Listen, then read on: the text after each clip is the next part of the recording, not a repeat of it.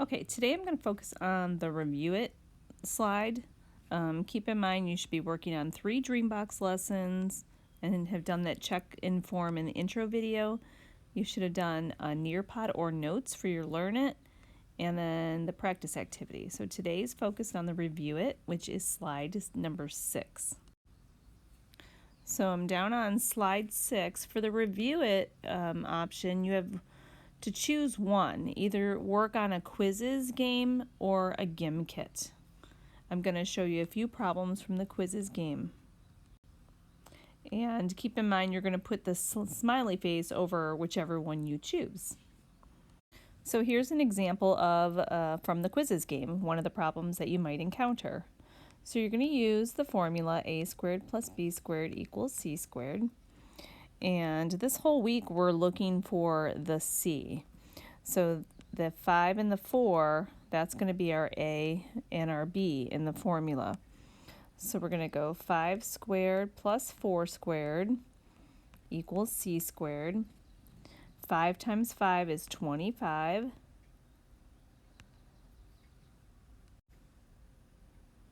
And 4 times 4 is 16. Then we go ahead and add these together, 25 and 16, and that brings us to 41 for c squared. Now be careful, 41 is a choice, but that's not the right answer. The final step is you have to take the square root of 41, and the square root of 41, so you might want a calculator for that, would be, so it would be approximately 6.4. It's a not a perfect square. It keeps going and going and going. For our purposes here, we would say 6.4.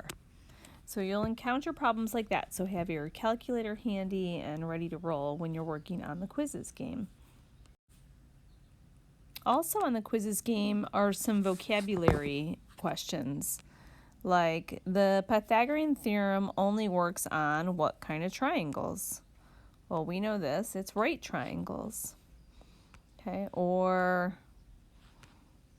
what is the longest side of a right triangle called? The longest side, we learned, is the hypotenuse.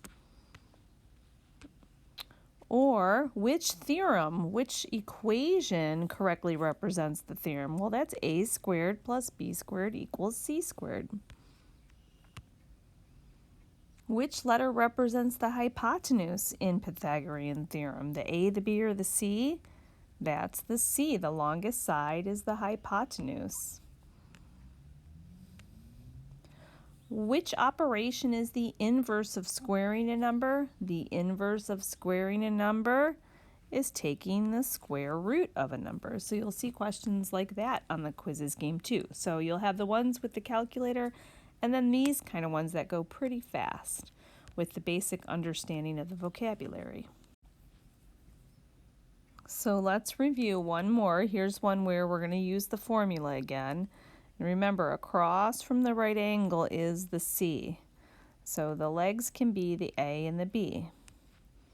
So we're going to do a squared plus b squared equals c squared. And we're going to go 2 squared plus 6 squared equals c squared.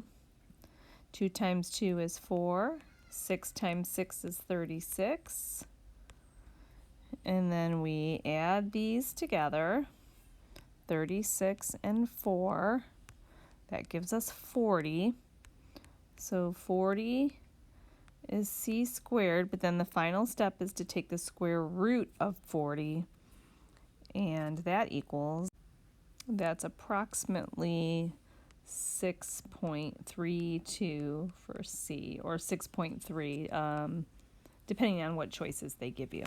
So hopefully the more you do this process, the faster, more fluent you get. Oh, I wanted to also show you that there are a few like this. So 6 squared, that means 6 times 6. 6 times 6 is 36.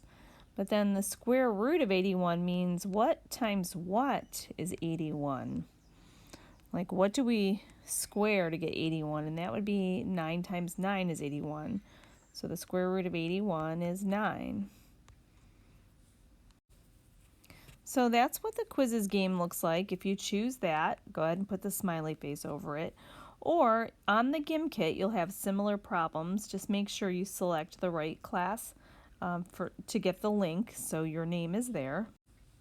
If you choose to do the GIM kit, just be careful that you're choosing the correct name when you log in so we know that you get credit for doing the assignment. So your choice, the quizzes or the GIM. Okay, so that's a look at what the review is. Tomorrow there'll be a checkout assignment, and then Friday's just that flexible Friday to catch up on anything.